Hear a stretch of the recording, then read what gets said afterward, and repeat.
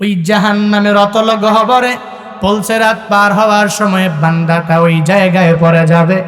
আল্লাহ পাক জাহান্নাম নিজের হাতে যেই বানানো জাহান্নামগুলা, ওই সাতটা জাহান্নামের মধ্যে এই বান্দাকে ফালাইয়া দিবে। দুইটা দল হয়ে গেল, এক দল চলে গেল জান্নাতে আর এক দল চলে আসলো জাহান্নামে। আল্লাহ পাক ওই হাসরের ময়দানে জান্নাত আর জাহান্নামীদের মাঝে একটা কথোপকথনের ব্যবস্থা করে দিবে, মানে একটা ডায়লগের ব্যবস্থা লাগাইয়া দিবে। আল্লাহ পাক হাসরের ময়দানে জান্নাতি আর জাহান্নামীদেরকে বলবে, হে জান্নাতীরা জবান খুলে দিলাম, ও জাহান্নামীরা তোদেরও জবানটাকে খুলে দিলাম, দুই দলের মাঝে আজকে কথা বলতে পারবা। প্রথমে জান্নাতীরা জাহান্নামীদেরকে প্রশ্ন করবে, ও জাহান্নামীরা, এই জান্নাতের মধ্যে জাহান্নামে তোমরা কেমনে আসলা? আমরা জান্নাতে, তোমরা সবাই চলে গেলা জাহান্নামে, কেমনে আসলা বুঝলাম না। জান্নাতীরা যখন জাহান্নামীদেরকে এই প্রশ্নটা ছুড়ে দিবে, তখন জাহান্নামীরা এদেরকে চোখের পানি ফালাইয়া ফালাইয়া ফালাইয়া বলবে, ও জান্নাতীরা, তোমরা আজকে জান্নাতি হয়ে গেল, আমরা জাহান্নামী হয়ে গেলাম। আমরা জাহান্নামে আসার কারণ কি জানোনি? এক নম্বরে কারণ হলো আমরা দুনিয়াতে নামাজি ছিলাম না, তোমরা দুনিয়াতে নামাজি ছিলা। আল্লাহ পাক 43 নম্বর আয়াতে কারিমার মধ্যে ওই জাহান্নামীদের জবাবগুলো আল্লাহ জানায়া দেয়। আল্লাহ পাক বলেন, ওদিন জাহান্নামীরা জান্নাতীদেরকে বলবে, ওয়ালাম নাকুনু তুইমুল মিসকিন, আমরা মিসকিনদেরকে খাবার দেই নাই, আমরা নামাজিও ছিলাম না। আমাদের দোষগুলো হলো এগুলা, যেই দোষের কারণে আজকে আমরা জাহান্নামের মধ্যে চলে আসলাম, আর তোমরাও চলে গেলা জান্নাতের মধ্যে। অথচ একই বাজারের মধ্যে দেখবেন যে একই বাজারে বাজার করেছেন, লক্ষ্মীপুর গ্রামেই বাড়ি, অথচ একবার আর একবার বাড়ি, এত কাছে বাড়ি হওয়ার পরেও আপনি জান্নাতি, আরেক ভাই হয়ে গেল জাহান্নামী। ও জান্নাতি, আপনি হয়ে গেলেন জাহান্নামী। আপনাদের এলাকায় আপনার তার ছিল বসবাস, এক বাজারে গিয়া গিয়া বাজার করেছেন, এক এলাকায় গিয়া গিয়া গিয়া গিয়া নিজেরা ঈদে গায়ে নামাজ আদায় করেছেন। একই ছিলেন আপনাদের চলাফেরা, একই ছিল আপনাদের ভাষা, একই ছিল আপনাদের ধর্ম, একই ছিল আপনাদের রব, একই ছিল আপনাদের পয়গাম্বর। সব এক হওয়ার পরেও দুই দলে চলে গেলেন, দুই দলের অন্তর্ভুক্ত হইয়া একদল জান্নাতি আর একদল চলে গেল জাহান্নামের মধ্যে। এবার জান্নাতীরা যে প্রশ্ন ছড়ে দিল, কেন তুই জাহান্নামের মধ্যে আসলা? বলে, এক নাম্বার, আমরা নামাজ দুনিয়াতে আদায় করতে পারি নাই। এর মানে বোঝা গেল যারা জান্নাতি এরা নামাজি হবে, আর যারা জান্নাতে যেতে চায় না ও নামাজি হবে না, ঠিক কিনা? কারণ যেই বান্দা নামাজি ও জান্নাতে যাবে, আর যেই বান্দা নামাজ ভুলেও পড়ে না ও জাহান্নামী হয়ে যাবে। দুই দল, এক দল জান্নাতি আর এক দল জাহান্নামী। নামাজি যে, ও তো নামাজ পড়ার কারণে জান্নাতে চলে গেল, ও ওই দিন বলবে তুই, বলে কারণ হলো আমি নামাজ আদায় করি নাই, দুনিয়াতে আমরা নামাজি ছিলাম না, এটাই ছিল আমাদের এক নম্বরের অপরাধ। আমরা নামাজ পড়তাম না, ইমামেরা বললে নামাজে যাইতাম না, খতিবেরাও বললে গুরুত্ব দিতাম না, বক্তা বললে কথাগুলোকে উড়াইয়া উড়াইয়া দিতাম। এই যে ময়দান থেকে বয়ান শুনে বাড়িতে যাওয়ার পথে দেখবেন অনেকে বয়ান শুনছে এক কান দিয়া ঢুকাইয়া আর এক কান দিয়া বের করে দিয়া দিল। যাওয়ার পথে দোকানওয়ালাকে যায় বলে, হে দোকানওয়ালা, আগেও বিড়ি খাইছি, একটা বিড়ি দাও, বিড়িটা টান দিয়া বাড়ি চলে যাবে। শেষ। এত 2 ঘন্টার বয়ান কোনোটাই কাজে ধরলো না। আগে ছিল যা এখনো তা, আগেও নামাজে যেত না, এখনো নামাজ বান্দা পড়ে নাই। কেমন হয়ে গেল, মানে হুজুরের কথা একটু পরিমাণ গুরুত্ব দেয় নাই। হে বান্দা, ওই জাহান্নামে যাওয়ার পর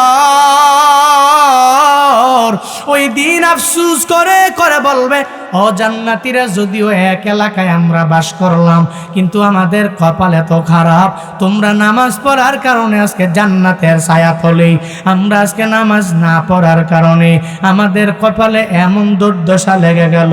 সুতরাং নামাজ পড়া লাগবে কি লাগবে না? হ্যাঁ, নামাজি ব্যক্তিরা জান্নাতি হবে, জান্নাতিওয়ালাদের গুণ হলো এরা 1 নম্বরে 5 ওয়াক্ত নামাজ আদায় করবে, যত বাধা আসুক এরা নামাজ ছাড়বে না। নামাজ যদি পড়ো তাহলে দুনিয়াতেও কি পরিমাণ ফায়দা, আখিরাতের লাইনের ফায়দা তো হুজুরেরা বলে, আমিও বললাম, সবাই বলে, দুনিয়াতেও নামাজ পড়লে ফায়দা আছে না নাই? যত বড় বিপদে পড়েন না কেন আল্লাহ পাক আপনাকে বিপদ থেকে বাঁচায়া দিবে। আমি প্রায় জায়গায় গেলে ইন্সপায়ার করার জন্য একটা ঘটনা বলি। কুফা নগরের মধ্যে এক আল্লাহর বান্দা ছিল কুলি। কুলিটা বড় নামাজি, বড় আল্লাহওয়ালা, বড় নেক আমল করনেওয়ালা ছিল কুলি। কুলি তো অনেক বেশি বড় লোক এমনটা না, বুঝা করে করে মালগুলো এক বাজার থেকে আরেক বাজারে নেয়, বড় বাজার থেকে ছোট বাজারে আনে। ওই কুলি আল্লাহর বান্দা, এই বান্দা বড় নামাজি, বড় আল্লাহওয়ালা, বড় বিশ্বস্ত মানুষ, যদিও অনেক টাকা পয়সার মালিক না, কিন্তু এই বান্দা দেখতে মনে হয় আমানতদার। ওই কুলি আল্লাহর বান্দাকে এলাকার সমাজের লোকেরা, বাজারের লোকেরা সবাই মিলে তার হাতের মধ্যে টাকা পয়সা দিয়ে দিল। ও কুলি, যাও যাও অমুক বড় বাজার থেকে মাল আনবা, আর এই মাল আইনা সবাইরে এক এক করে বুঝাইয়া দিবা। কুলি বড় নামাজি, বিশ্বস্ত হওয়ার কারণে টাকা দিয়া দিল। কুলি বেচারা, তার একটা গাধা ছিল, গাধাটা নিয়ে নিয়ে রওনা হয়ে যায়, একটা বাজারে যাওয়ার জন্য রওনা করে। যাওয়ার পথে প্রতিমধ্যে এক গরিব ভিক্ষুকের সাথে মোলাকাত হয়ে যায়। কিসের সাথে? গরিব মোলাকাত হয়ে গেল, গরিব ভিক্ষুক মানুষ মোলাকাত হয়ে গেল। ওই গরিব সাথে সাথে চোখের পানি ফালায়া বলে, গাধার মালিক তুমি কোথায় যাও? বলে আমি ওই বাজারে যাব। বলে কি জন্য যাও? বলে মাল কেনার জন্য যাব। বলে আমায় পিছনে নাও, আমি তোমার সঙ্গে অমুক বাজারে যাওয়ার জন্য রাজি আছি। আমি যাব, তবে যাওয়ার পথে আমার টাকা নাই, টাকার অভাবে যাইতে পারি না। তুমি যদি তোমার গাধার পিছনে যদি আমায় নাও, তাহলে তোমাকে সঙ্গে করে করে করে করে নিয়ে আমিও চলে যাব। তোমার কাজও শেষ হয়ে যাবে, আমার কাজও শেষ হয়ে যাবে, আবার দুইজনে মিলে আবার কাজ শেষ করে চলে আসব। আল্লাহর ওই বান্দা কুলি বেচারা নামাজি, রোজাদার, আমল করনেওয়ালা, যেই বান্দা নামাজ পড়ে ওই বান্দার মনটা দেখবেন কোনো পাষাণ হয় না, ও পাষাণ হৃদয়ের অধিকারী হয় না। যেই ব্যক্তিগুলো বিপদে পড়ে যায়, মুসিবতের মধ্যে পড়ে যায়, ও বলে আয় আয়, আমি তোকে বিপদ থেকে অটোমেটিক্যালি বাঁচাইয়া দেব। আল্লাহর ওই বান্দা নামাজি হওয়ার কারণে মনটা বড় নরম হয়ে গেল। ও বলে, ও গরিব, আয় আয়, আমি তোকে সঙ্গে করে নিয়ে তোর যেখানে যাওয়া লাগবে ওই জায়গায় নিয়ে পৌঁছায়া দিব। কিন্তু কুলি তো জানে না ও গরিব না ডাকাত, ও জানে না। এবার তাকে সঙ্গে লইয়া যখন রওনা হয়ে গেল, প্রতিমধ্যে যাওয়ার পরে একটা দ্বিমুখী রাস্তা সামনে হাজির হয়ে গেল।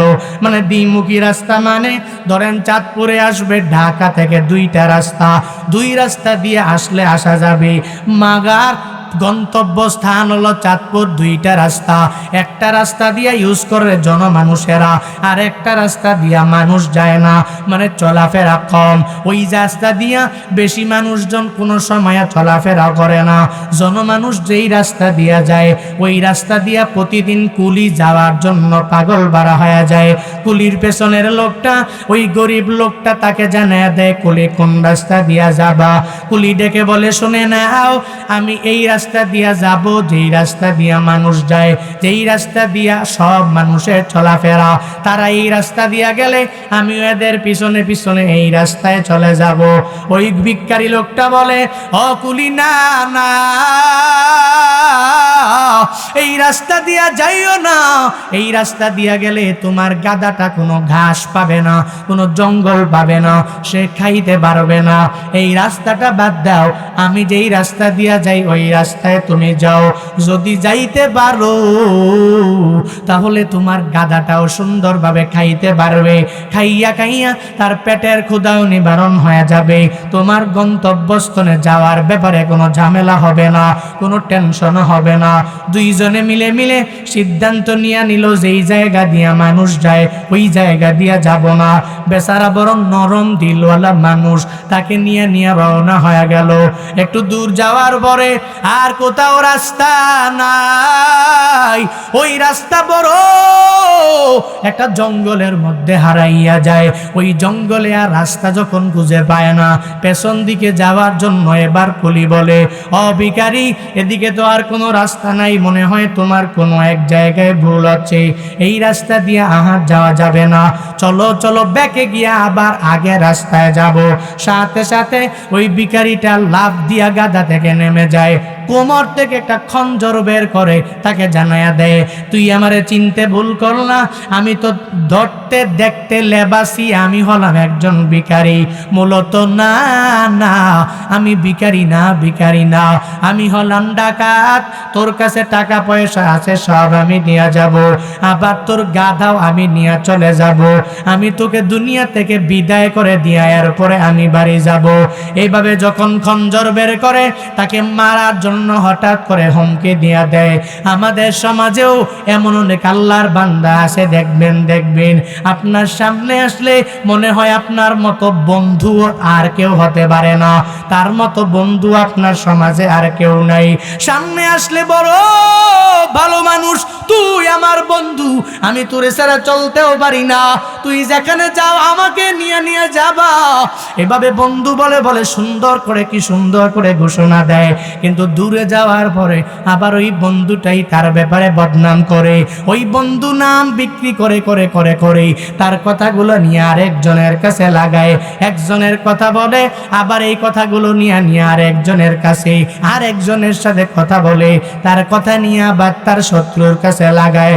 এরকম দুমুখী কথা বলনেওয়ালা মুনাফিক আমাদের সমাজে আছে না?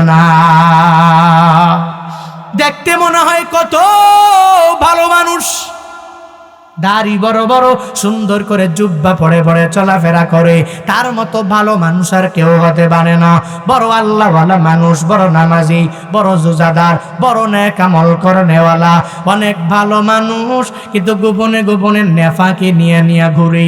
এক জায়গায় গিয়া নামাজি বলে স্লোগান দেয়, আবার আরেক জায়গায় গিয়া বলে আমি তো শুধু এদেরকে দেখানোর জন্য নামাজ পড়ি, মূলত আমি তোমাদের দলেই আছি, কোনো অসুবিধা নাই। আব্দুল্লাহ ইবনে ওবাই ইবনে সালুল আমার মদিনাওয়ালা নবীর পেছনেই নামাজ পড়ে, আমার নবীর কাছে বলেন, নবী আপনারে দিল দিয়া ভালোবাসি, অনেক মোহাব্বত করি, ও নবী আপনি যেভাবে বলবেন সেভাবে মানব। নবীকে বারবার বলে আমার মতো ভালো কেউ নাই, জুব্বা পরে চলাফেরা করে, ওই নবীর পিছনেও পাগড়ি পরিধান করে নামাজ আদায় করে। আবার কাফেরদের নিকট যখন যায়, ওই জায়গায় যাইয়া কাফেররাও বলে আমি তোমাদের সাথে আছি, মানে মুসলমান যারা এদের কাছে আইসাও বলে আমি তোমাদের সাথে আছি, আবার মুনাফিক যারা এদের কাছে যাইয়াও বলে তোমাদের সাথে আছি, মুশরিকিন যারা এদের কাছে যাইয়াও বলে আমি তোমাদের সাথে আছি। এই ব্যাপারে আল্লাহ পাক কি সুন্দর করে নিজেই জানায়া দিলেন, ওয়াইদা লাকুল্লাযীনা আমানু قالوا آمنا وإذا خلوا إلى شياطينهم قالوا إنا معكم إنما نحن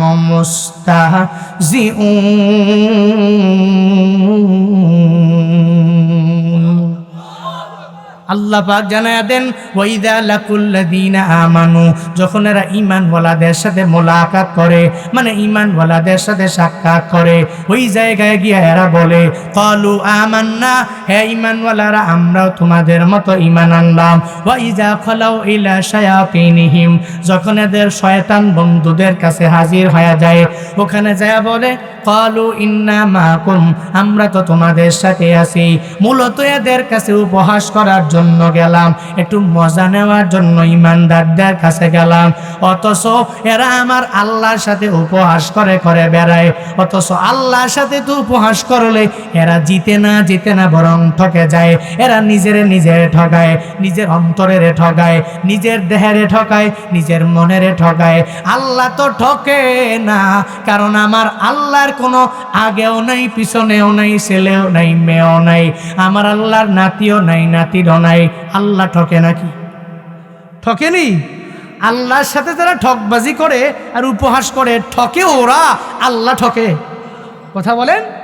আল্লাহ ঠকে না। আল্লাহ কয় এরা আমার সাথে উপহাস করে, আল্লাহু ইস্তাহজিউ বিহিম, আল্লাহ পাক এদেরকে উপহাস যে করে, আল্লাহ পাক হাসে আর বলে তুই আমার সাথে উপহাস করো, আমি তোরে বানাইছি। তুই ইমানদারদের কাছে যাও আর বলো কলু আমান্না, তারা বলে হ্যাঁ ইমানওয়ালারা আমরা ইমান আনছি, কোনো অসুবিধা নাই। আবার মুনাফিকদের কাছে যায়, আরে আমরা তো আসলেই তোমাদের দলেরই, অসুবিধা নাই। যারা মুশরিক এদের কাছে যায়, আমি তোমাদের দলেরই। আবার যারা কাফের এদের কাছে যায়, আমি তোমাদের দলেরই। মেম্বার একটা ফার্স্ট হইলেই এই মেম্বারের পিছে ঘুরবে, 4-5 বছর ঘুরার পরে মেম্বারের সময় খারাপ, আর একজন আসছে, এবার এরে বাদ দিয়ে আরেকজন, হ্যাঁ বাদ দিয়ে চেয়ারম্যান একজন আসছে, চেয়ারম্যান, এবার চেয়ারম্যান বাদ দিয়ে এমপি, এভাবে ঘুইরা কিছু লোক সমাজে দেখবেন যার সময় ভালো তার পিছনে ঘুরে, সময় খারাপ হলে আর তার পিছনে ঘুরতে চায় না। কতদিন তার সুনাম, আবার কতদিন তার দুর্নাম করে। আছে না নাই? নাই সমাজে এরকম লোক অভাব নেই, আমাদের সমাজ অভাব নাই। লেফাফা দুরুস্ত, উপর দিয়া ফিটফাট, ভিতরে কুলি বেচারা কয় খাইছে না, এরে এত মজা করে লইলাম, আমার দিলটা বড় নরম, আমি তারা লইলাম মোহন দিউমা, এ দিয়ে আমারে মারে, ঠিক কিনা? বেচারা অবাক হয়ে গেছে। মুসল্লি, নামাজ পড়ে মুসল্লি, এজন্য এই ব্যক্তিগুলোর মনগুলো নরম নিয়ে নিছে। আর কি করবে? এখন এই জায়গায় সেজন ধরছে, ওই লোক কয়, কুলি কয় ঠিক আছে মারবা, যেহেতু তো মারার আগে আমাকে 2 রাকাত নামাজের সুযোগ দাও। সুবহানাল্লাহ পড়বেন না? আর আমরা বিপদে পড়লে কি করি? কয় বিপদে তো পড়ছি, কয় দাঁড়াও একটু সুইসাইড করে সুযোগ দাও, আত্মহত্যা করি, এটাই আমাদের পথ। আছে না নাই? কয় বিপদে পড়ছি, মুসিবতে পড়ছি, টাকা লাগবে, সুদি লেনদেন করি, ঘুষ খাই, মানুষের উপর জুলুম করি, মিথ্যা বলি। অথচ না, একজন মুমিনে কামেল বিপদে পড়লে, মুসিবতে পড়লে ও কোথায় দাঁড়াবে? ইস্তাইনু বিস-সাবরি ওয়াস-সালাহ ইন্নাল্লাহা মা'আস-সাবিরিন। পড়েন আল্লাহু আকবার। আল্লাহ পাক কি সুন্দর করে বলছেন, তোমাদের সাহায্য লাগবে তো সাহায্য প্রার্থনা করতে কি করবা? 2টা পথ অবলম্বন করো। 1 নম্বরে সবর, 2 নম্বরে সালাহ। 1 নম্বরে ধৈর্য, 2 নম্বরে নামাজ। এই 2 গুণে নিজেকে গুণান্বিত বানাইতে পারলেই আল্লাহ পাক তোমাকে সাহায্য করবে। কুলি বেচারা কয়ে নামাজ পড়ার সুযোগ দাও, আমি 2 রাকাত নামাজ পড়বো, এরপর তুমি আমারেও মাইলো, আমার গাধাও নিয়ে যাইও, সব নিয়ে যাইও, তুমি জীবনের শেষ মুহূর্তের একটা আবদার তো আমি তোমাকে করতেই পারি, আমার আবদার তোমাকে মানতেই হবে। কুলি আল্লাহর বান্দা যখন এই কথা জানায়া দিল, আল্লাহর ওই বান্দা বলে অসুবিধা নাই, তোমাকে সুযোগ দেওয়া হলো, তুমি 2 রাকাত নামাজ তুমি আদায় করে নাও, কোনো অসুবিধা নাই। 2 রাকাত নামাজ আমার হাত থেকে তোমাকে বাঁচাতে পারবে না, আমার তরবারি থেকে তোমাকে বাঁচাতে পারবে না, আমার খঞ্জর থেকে বাঁচাতে পারবে না। তাকায়া দেখ, এতগুলা মানুষ এই জায়গায় লাশ, এই সবগুলো লাশের আমি মেরেছি, এদেরকে দুনিয়া থেকে আমি বিদায় করেছি, আমার হাতের মাধ্যমে এদেরকে দুনিয়া থেকে বিদায় আমি করতে সক্ষম হয়েছি। তোর নামাজ আমার মরণ ফাঁদ থেকে তোরে বাঁচাইতে পারবে না, আমার খঞ্জর থেকে তোরে বাঁচাইতে পারবে না। আল্লাহর ওই বান্দা কুলি বলে, সবার কথা বাদ দাও, আমাকে নামাজ পড়ার জন্য সুযোগ দাও, আগে আমি নামাজ আদায় করব, এরপরে আমাকে মারো, আর যা করো কোনো অসুবিধা হবে না। আল্লাহর ওই বান্দাকে যখন এই ব্যাপারে যখন বলা হলো অসুবিধা নাই, তুমি নামাজের মুসল্লায় দাঁড়াও, মানে নামাজ পড়তে দাঁড়াইয়া যাও, ওই কুলি আল্লাহর বান্দা সঙ্গে সঙ্গে আমার মালিকের দরবারে নামাজে দাঁড়াইয়া সূরা ফাতিহা পড়ার পরে কোনো সূরা মনে আসে না, সাথে সাথে একটা আয়াত ওই ব্যক্তির মনে পড়ে গেল, আম্মাই ইউজিবুল মুস্তার, যে আয়াত, এই আয়াতটা তার মনে পড়ে যায়। ওই নামাজে দাঁড়াইয়া আমার আল্লাহকে ডাক দেয়, হে মালিক, বিপদে পড়নেওয়ালা মানুষ যাদের ডাকে তুমি সাড়া দাও, তুমি তো হলা ওই আল্লাহ। আমি বিপদে পড়েছি, মুসিবতে পড়েছি, আমাকে বিপদ থেকে তুমি মুক্ত করে দাও।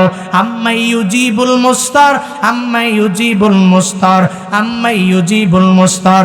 বারবারই আয়াতটা যখন পড়তে লাগলো, আমার আল্লাহর দরবারেও এই বান্দার আয়াত বড় দামি মনে হলো, বড় মায়াও আল্লাহর লেগে গেল। আল্লাহ পাক ওই বান্দাটাকে বাঁচানোর জন্য সঙ্গে সঙ্গে এক ফেরেশতার মাধ্যমে বললেন, এ ফেরেশতা, যাও যাও, আমার এই বান্দা বিপদের মধ্যে পড়ে, মুসিবতের মধ্যে পড়ে, আমি আল্লাহর দরবারে 2 রাকাত নামাজের জন্য দাঁড়াইয়া গেল। এই বান্দা চাইলে তো পারতো বলে আল্লাহর দরবারে নামাজে দাঁড়াবো না, আমি নামাজের মাধ্যমে আল্লাহর দরবারে চাইব না। এই বান্দা তখন তো একটা যে কোনো মাধ্যমে আমি আল্লাহর কাছে বলতেও পারতো, কিন্তু 2 রাকাত নামাজের মাধ্যমে দাঁড়াইয়া আবার সূরা ফাতিহার পরে আম্মাই ইউজিবুল মুস্তার এটা বলে বলে আমি আল্লাহকে ডাক দেয়। আল্লাহ পাক এক ফেরেশতাকে বড় এক ঘোড়ার মাধ্যমে পাঠায়া দিলেন। ওই ঘোড় সওয়ারি একটা ফেরেশতা মানুষের ভাব ধরে ধরে দৌড়াইয়া চলে আসে। আল্লাহর ওই বান্দা এখনো বারবার বলে, আম্মাই ইউজিবুল মুস্তার, আম্মাই ইউজিবুল মুস্তার। এটা যখন বারবার বলতে লাগলো, একটু পর ঘোড় সওয়ারি এক আল্লাহর বান্দা আসলো, সঙ্গে সঙ্গে ওই ঘোড়া থেকে লাফ দিয়া নামিয়া তরবারিটা হাতের মধ্যে লইয়া সঙ্গে সঙ্গে ওই ডাকাতের গর্দানের মধ্যে তরবারিটা চালাইতে দেরি হয়। ডাকাতের পুরা দেহ থেকে গর্দানটা মাটিতে পড়তে দেরি হয় নাই, আর মাটিতে পড়তেও দেরি আমার মাওলার কুদরতের কারিশমা, ওই মাটি থেকে আগুনও বের হতে দেরি হয় না। আল্লাহ পাকের কুদরত আল্লাহ ওই জায়গার মধ্যে দেখাইয়া দিলেন। ওই বান্দার সাথে সাথে রুকুতে যাইয়া চলে গেলেন সিজদার মধ্যে। আমার মালিককে বারবার ওই বান্দা বলতে লাগলো, হে মালিক, আমার এত বড় একটা উপকার হয়ে গেল, আমি নিশ্চিত মরণের ফাঁদ থেকে আমি ফিরে চলে আসলাম। আমি জানি আমার আল্লাহ ছাড়া আমারে আর কেউ বাঁচায় নাই। আল্লাহর ওই বান্দা তখন নামাজ শেষ করে সালাম ফিরাইয়া, এত বড় বিপদে আমারে কে বাঁচাইলো এটা দেখার জন্য যখন ওই আল্লাহর বান্দাটা দৌড়াইয়া যায়, দৌড়ায় দৌড়ায় দৌড়ায়, কে তুমি, এত বড় বিপদের মধ্যে আমারে বাঁচাইলা, আর তোমার পরিচয় দিয়া দিয়া তুমি এরপরে আমাকে যাও, আগে পরিচয় দিয়া যাও। ও তাকায় না, দৌড়ায় দৌড়ায় ঘুরা নিয়ে দৌড়ায়, একটু উপরের দিকে তাকাইয়া ওই লোকটাকে জানায়া দেয়, শুনে না ওর কুলি, তুমি বিপদের মধ্যে পড়ে পড়ে, মুসিবতের মধ্যে পড়ে পড়ে ওই যে নামাজের মুসল্লায় 2 রাকাত নামাজের মধ্যে দাঁড়াইয়া সূরা ফাতিহা পড়ার পরে আম্মাই ইউজিবুল মুস্তার এটা বলে বলে যে মাওলাকে তুমি ডেকেছো, যে আল্লাহকে তুমি ঘোষণা দিয়েছো, ও দয়ার মালিক, আমি বিপদে পড়তে পারি, তুমি বিপদ থেকে আমাকে বাঁচাইয়া দিতে পারো গো আল্লাহ। আজকে ডাকাতের হাত থেকে তুমি আমাকে বাঁচাইয়া দিতে পারো। তুমি যেই মালিকেরে ওই নামাজের মধ্যে ডাকসরে বান্দা, আমি হলাম ওই আম্মাই ইউজিবুল মুস্তারের একজন গোলাম।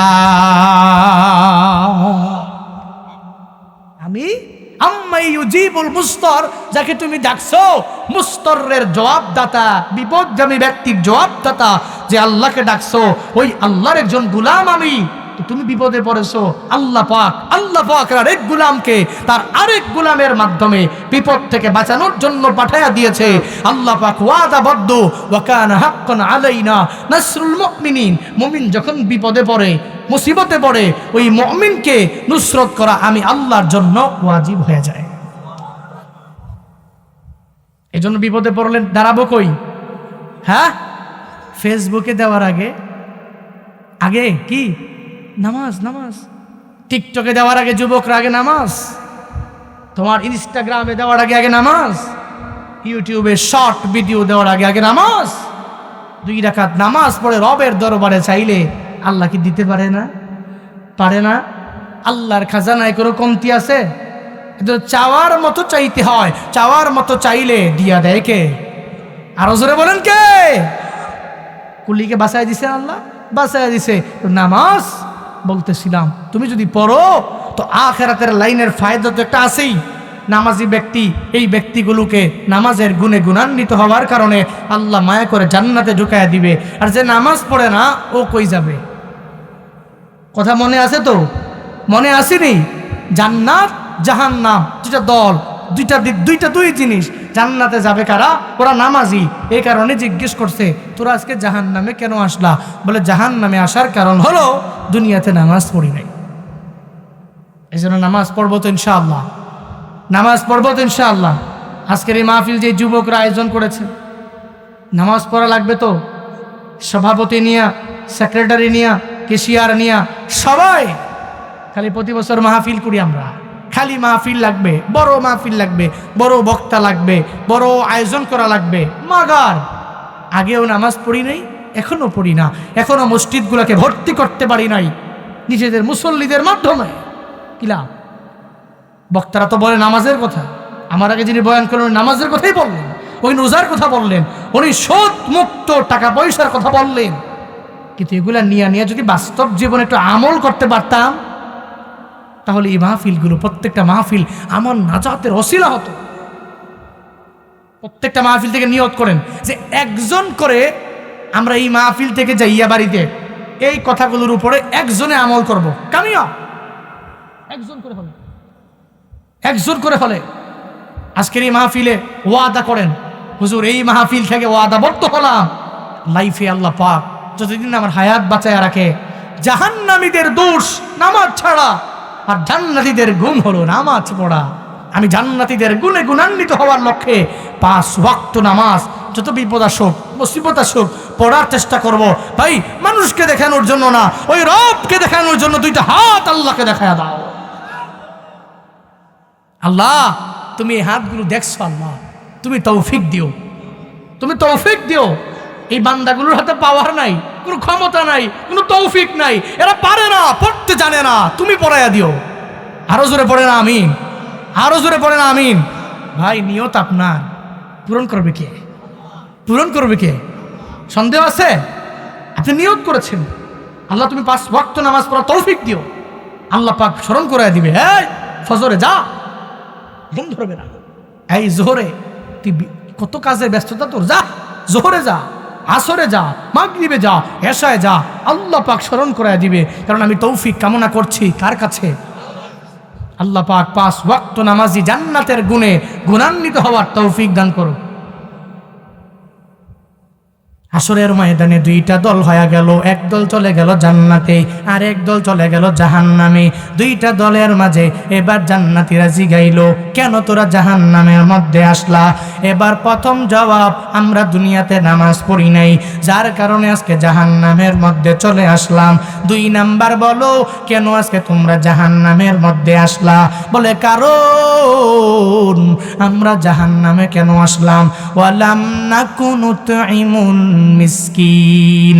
এর একমাত্র কারণ হলো আমরা দুনিয়াতে মিসকিনদেরকে খাবার দেই নাই, মিসকিনদেরকে সাহায্য করি নাই, নিঃস্ব অসহায়ের দিকেও তাকাই নাই, যার কারণে আজকে আমরা জাহান্নামের মধ্যে চলে আসলাম। অন্ধ ভিখারি বারবার আমার দুয়ারের সামনে এসে হাজির হয়ে গেল, আমাকে বারবার জানায়া দিল, ও এলাকার ধনী লোক, তুমি আমাকে একটা টাকা দাও না, যেই টাকাটা নিয়ে আমি আমার বাড়িতে চলে যাব। বারবার চোখের পানি ফালাইয়া বলার পরেও আমি গুরুত্ব দেই নাই, তোমরা গুরুত্ব দিয়েছো। আজকে যার কারণে ওই মিসকিনদের পেটের মধ্যে খাবার ঢুকাইলা, আজকে তুই জান্নাতে এসেছো, আমরা জাহান্নামের মধ্যে চলে আসলাম। কারণ হলো আমরা মিসকিনদেরকে খাবার দেই নাই। জান্নাতি বান্দারা তোমরা মিসকিনদেরকে খাবার দিয়া দিলা, এর মানে হলো জান্নাতি ব্যক্তিদের গুণ হলো এরা মিসকিনদেরকে খাবার দিয়া দিবে, মিসকিনদেরকে ধমক দিয়ে তাড়ায়া দিবে না। ভিখারিরা আমাদের দুয়ারের সামনে আসে কি আসে না? আসেনি? ভিখারি আমার দুয়ারের সামনে হাজির। আমার দুয়ারের সামনে যখন হাজির হয়ে গেল, আমাকে যখন বারবার বলল একটা টাকা দাও, এই টাকা নিয়ে আমি আমার বাড়ি চলে যাব। বারবার চোখের পানি ফালাইয়া আপনাকে যদি বলা হয় ওই ভিখারি কি ভালো না ভুয়া না উল্টা পাল্টা ওগুলা দেখার টাইম নাই, ওই ভিখারির হাতের মধ্যে একটা টাকা দিয়া দাও আর বলো ভিখারি যাও যাও, যা লাগবে নিয়ে যাও, তোমার বিপদটা তুমি সুন্দর করে সেরে নাও। ওই ভিখারিকে ধমক দেওয়া যাবে না, ধমক দিয়ে তাড়াইয়াও দিও না। আল্লাহ পাক তোমার এত ভিখারি বানায় নাই, আল্লাহ ভালো বানাইলেন। তোমার ছেলের মাধ্যমে মেয়ের মাধ্যমে পরিবারটা অনেক বড় হয়ে গেল, সুন্দর একটা পরিবার নিয়ে চলো। আল্লাহ পাক চাইলে আল্লাহ ভিখারি বানাইতে পারতেন, কিন্তু আল্লাহ বানান নাই। আল্লাহ সুন্দর একটা পরিবার তোমাকে দিয়ে দিলেন, আল্লাহ সুন্দর করে তোমার পরিবার গঠন করার তৌফিক দিলেন। আবার টাকা পয়সার ব্যাপারে আল্লাহ কমতি দিলেন না। শুকর গুজার আদায় করার লক্ষ্যে ওই মিসকিনদেরকে তাড়াইয়া দেওয়া যাবে না, ভিখারিদেরকে তাড়াইয়া দেওয়া যাবে না। হে চাঁদপুর সদরের মুসলমানেরা, জান্নাতি ব্যক্তিদের গুণ হলো এরা ভিখারিদেরকে তাড়াইয়া দেয় না, আর জাহান্নামী ব্যক্তিদের দোষ হলো এরা ভিখারিদেরকে তাড়াইয়া দেয় আর বলে ও ভিখারি দূর দূর করে করে তাড়াইয়া দেয়, বলে আমার দুয়ারের সামনেও আসবি না, আমার সামনে আর জিন্দেগির জন্য হাত পাতবি না। এটা বলে বলে ধমক দিয়া তাড়াইয়া দেয়। হাসরের ময়দানে ওই ব্যক্তিগুলো যখন জাহান্নামী হয়ে যাবে, ওই দিন জান্নাতি ব্যক্তিদেরকে এদের প্রশ্নের উত্তরে বলবে ও জান্নাতীরা, আমরা দুনিয়াতে ভিখারিদেরকে খাবার দেই নাই, ওই ভিখারিদেরকে যখনই পাইতাম ধমক দিয়া তাড়াইয়া দিতাম, যার কারণে আজকে আমরা জাহান্নামে চলে আসলাম। আমাদের এই দোষের কারণে আজকে আমরা জাহান্নামী হয়ে গেলাম। এটা জাহান্নামীদের 2 নাম্বার দোষ। আর জান্নাতীদের 2টা গুণ হলো এরা নামাজি হবে, এরা মানুষকে ঠকাবে না, মানুষের বিপদে আগাইয়া যাবে, মিসকিনদের বিপদে আগাইয়া যাবে। 3 নাম্বারে তোমাদের দোষ কি? বলে আমরা দুনিয়াতে কেমন ছিলাম জাননি, ওয়া কুন্না নাখুদু মাআল খাইদিন।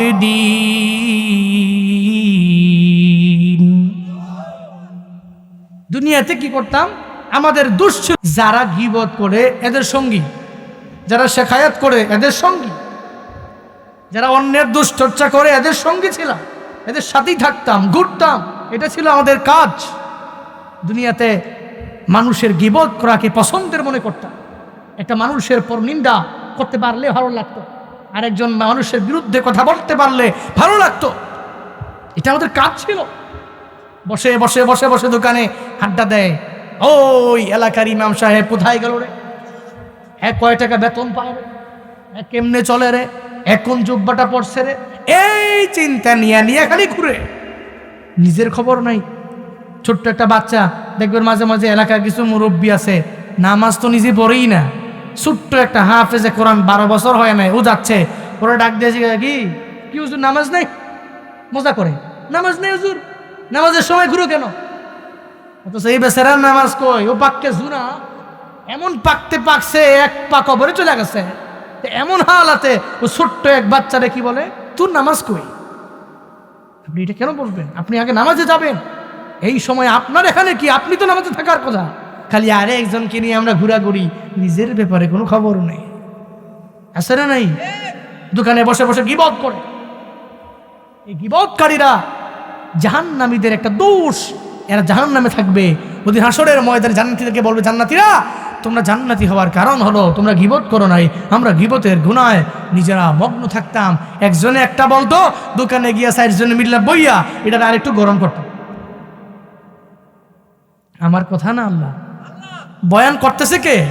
আল্লাহ পাক করতেছেন জান্নাতি জাহান্নামীদের বয়ান। এজন্য গীবত করা যাবে। ইজতানিবু কাসীরাম মিনাজ-জন ইন্না বা'দাজ-জন্নি ইসমুন ওয়া লা তাজাসসু ওয়া লা ইয়াগতাব বা'দুকুম বা'দা আয়ুহিব্বু আহাদুকুম আইয়াকুলা লাহমা আখিহি মাইতান ফাকারিহতুমু ওয়াত্তাকুল্লাহ ইন্নাল্লাহা তাওয়াবুর রাহিম।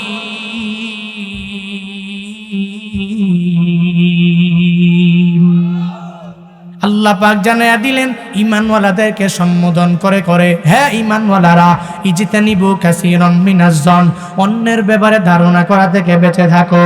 ইন্না বা'দাজ-জন্নি ইসমুন, নিশ্চয়ই কতক ধারণা হলো বড় বড় গুনাহ।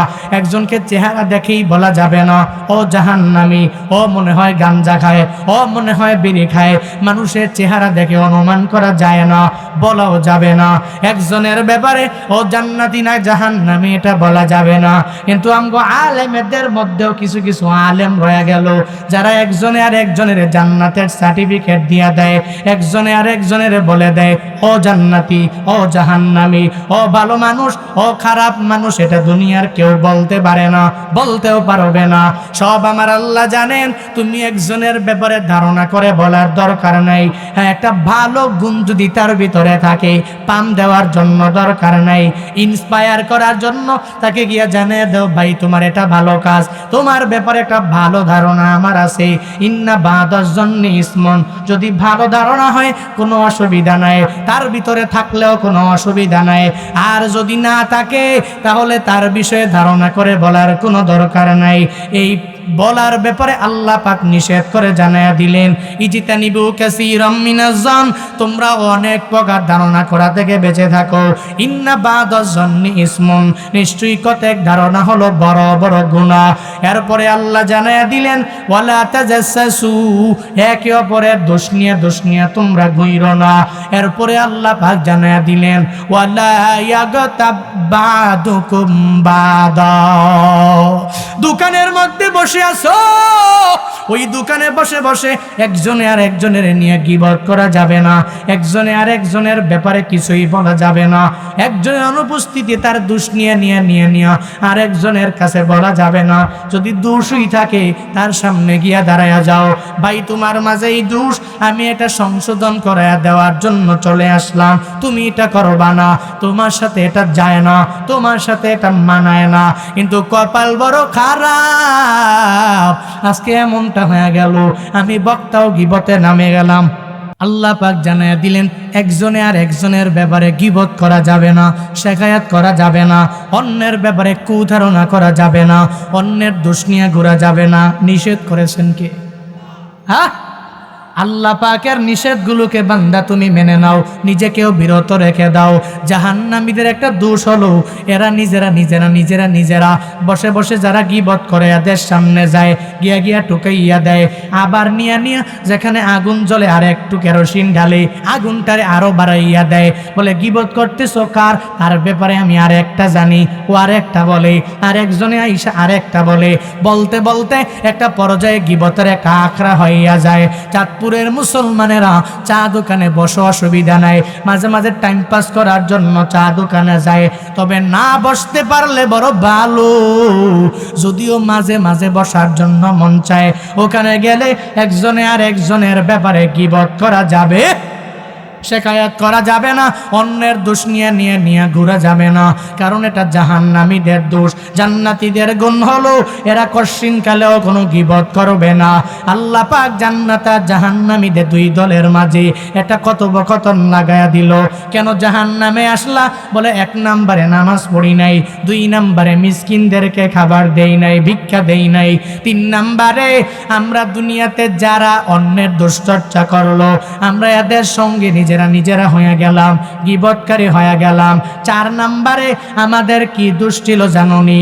ওয়া কুন্না নুকাযযিবু বিয়াউমিদ্দিন, আমরা দুনিয়াতে থাকা অবস্থায় আখিরাতের একটা দিন আছে, একটা দিবস আছে, ওইটাকে আমরা মিথ্যা প্রতিপন্ন করতাম। আমরা এলাকার বক্তাদের কথা মানতাম না, আমাদের সমাজের হুজুরদের কথা আমরা মানতাম না। হুজুর পায়ে দইরা বারবার বলে, ও মানুষ আয় আয়, ওই জাহান্নাম থেকে বাঁচার জন্য নামাজে আয়। তোমাদের আখিরাতের লাইন একটা আছে, যেই লাইনটার শুরু আছে কোনো শেষ আছে রে। আদ-দুনিয়া ফানিয়াতুন ওয়াল আখিরাতু বাকিয়া, দুনিয়া ধ্বংস, আখিরাত এমন একটা জায়গা যার শুরু আছে কোনো শেষ নাই, খালি বাকি বাকি বাকি থাকবে। জান্নাতে যারা যাবে ওরা ওখানে খালিদিনা ফিহা, যারা জাহান্নামী হয়ে যাবে ওরাও খালিদিনা ফিহা, ওখানে অনন্তকাল থাকা লাগবে, যার শুরু আছে বান্দা কোনো শেষ নাই। ওই আখিরাতের বয়ান যখনই হুজুররা বারবার করলো, জাহান্নামী ব্যক্তি যারা এরা বলবে হুজুরদের বয়ান আমরা মানলাম না, এক কান দিয়া ঢুকালাম আর এক কান দিয়া বের করলাম, কিন্তু কপালটা কত খারাপ আমাদের জাননি, যেই দিনটারে আমরা মিথ্যা প্রতিপন্ন করলাম।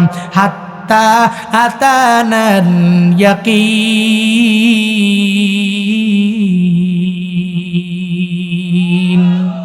কিন্তু কপাল বড় খারাপ হয়ে গেল, ওই দিনটা আমাদের সামনে চলে আসলো, ওই দিনটা আমাদের কপালে নসিব হয়ে গেল, আমাদের কপালে চলে আসলো।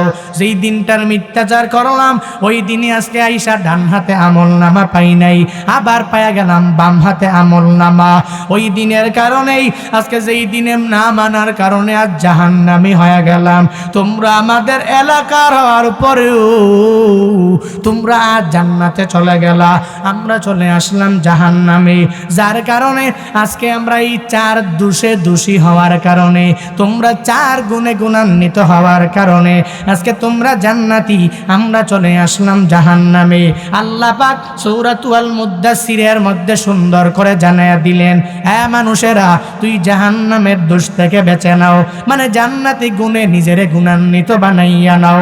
হাসরের ময়দানে জান্নাতি আর জাহান্নামীদের কথোপকথন আল্লাহ পাক জানাইয়া দিয়া, আল্লাহ পাক তোমারে আমারে সবাইরে একটা মেসেজ দিয়া জানায়া দেয়, এরে মানুষ ওই জান্নাতে যদি যেতে চাও তাহলে নামাজ বাদ দেওয়া যাবে না, ওই জান্নাতে যদি যেতে চাও তাহলে মিসকিনদের পেটে লাথি মেরা যাবে না, ওই জান্নাতে যদি যেতে চাও তাহলে গীবত করা যাবে না, পরনিন্দা করা যাবে না, ওই জান্নাতে যদি যেতে চাও তাহলে আমি আল্লাহর আখিরাতকে অবিশ্বাস করতে পারো না, ওই আখিরাতকে চিন্তা করে করে করে করে তুই আমি আল্লাহকে ভয় করে যদি আগায়া যাও, তোর দ্বারা নামাজও মিস হবে না, রোজাও মিস হবে না, কোনো নেক আমল মিস হবে না। আপনারাই বলেন তো, এক চিন্তা যদি নিয়ে নিয়ে সমাজে কেউ চলে ও গুনাহ করতে পারবে না, মানে আখিরাতের চিন্তা যদি কারো দিলের মধ্যে একবার যদি ঢুকিয়া যায়, একটু ব্রেনের মধ্যে ঢুকায়া নিল, এই দুনিয়াতে আমি আমার 70 বছরের গড়াইয়ের জিন্দেগি, আবার এর আগেও অনেক বান্দা দুনিয়া থেকে চলে গেল, কোথায় গেল বাবা, কোথায় গেল দাদা, এর কোনো ঠিক ঠিকানা নাই।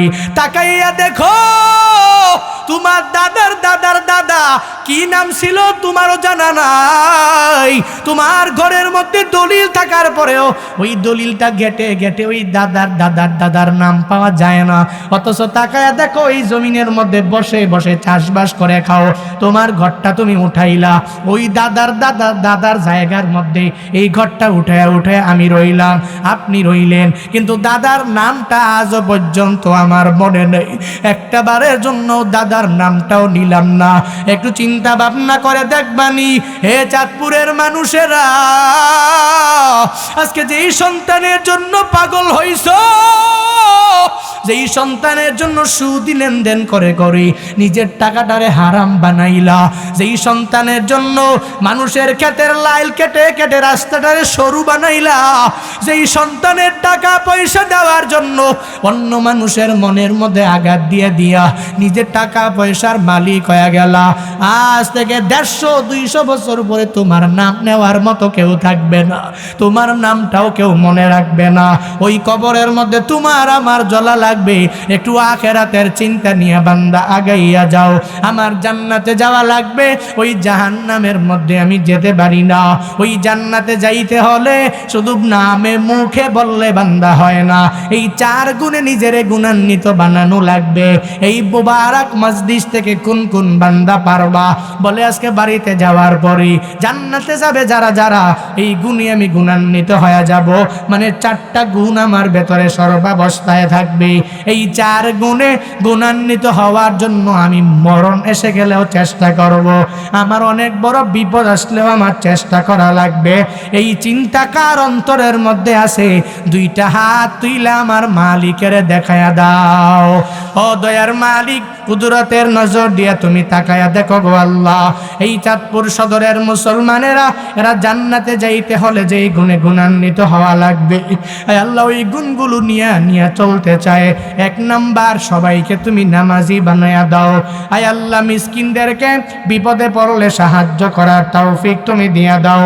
ও দয়ার মালিক, জান্নাতি মানুষের যে গুণ, আয় আল্লাহ আখিরাতের লাইনের চিন্তা, ওই চিন্তা তুমি আমাদের অন্তরের মাঝে ঢুকাইয়া দাও।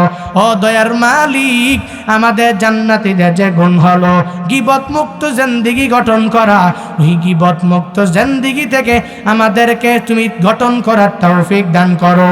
আর গীবত শিকায়াত পরনিন্দা থেকে আমাদেরকে হেফাজত করে নাও। সকলে পড়ি আমিন। আরো জোরে পড়ি, আরো জোরে পড়ি আমিন। আমরা পারবো তো ইনশাআল্লাহ? হ্যাঁ, 1 নম্বরে জান্নাতীদের গুণ কি? নামাজ। মনে আছে তো? থাকবে তো? 2 নম্বরে গুণ মিসকিনদেরকে সাহায্য করা, ধমক দিয়া তাড়াইয়া দেওয়া না। মনে থাকবে তো ইনশাআল্লাহ? 3 নাম্বার গীবত শিকায়াত বাদ দেওয়া। পারবো তো ইনশাআল্লাহ? 4 নাম্বার আখিরাতের চিন্তা ফিকির অন্তরে ঢুকানো। এই 4 গুণে নিজেকে গুণান্বিত বানাবো। কারণ এই 4 দোষ নিয়ে যে ঘুরে, যে নামাজ পড়ে না, যে গীবত করে, মিসকিনদেরকে ফিরাইয়া দেয়, আখিরাতের চিন্তা বাদ দেয়, এটা জাহান্নামীদের দোষ। এই দোষের কারণে এরা জাহান্নামে যাবে। ওদিন আফসোস করে করে জান্নাতীদেরকে বলবে, আল্লাহ পাক কি সুন্দর করে রেজাল্টটা আউট করে দিলেন। আহা বান্দা, তুই জান্নাতে যাবি, জাহান্নামে যাবি, কেন যাবি? আল্লাহ পাক কি সুন্দর করে কোরআনে জানাইলেন। আহা কপাল পোড়ারা, এত জানার পরেও এরপরেও পরীক্ষার হলে গিয়া এগুলা লিখে লিখে নিজে জিপিএ 5 পেতে পারে না, জান্নাতটা পেতে পারে না। চাঁদপুরের মুসলমানেরা আজ থেকে চেষ্টা করা লাগবে। বলি ইনশাআল্লাহ, বলি ইনশাআল্লাহ। আল্লাহ পাক আমাদের সবাইকে এই 4 গুণে গুণান্বিত হওয়ার তৌফিক দান করুক। সকলে পড়ি আমিন।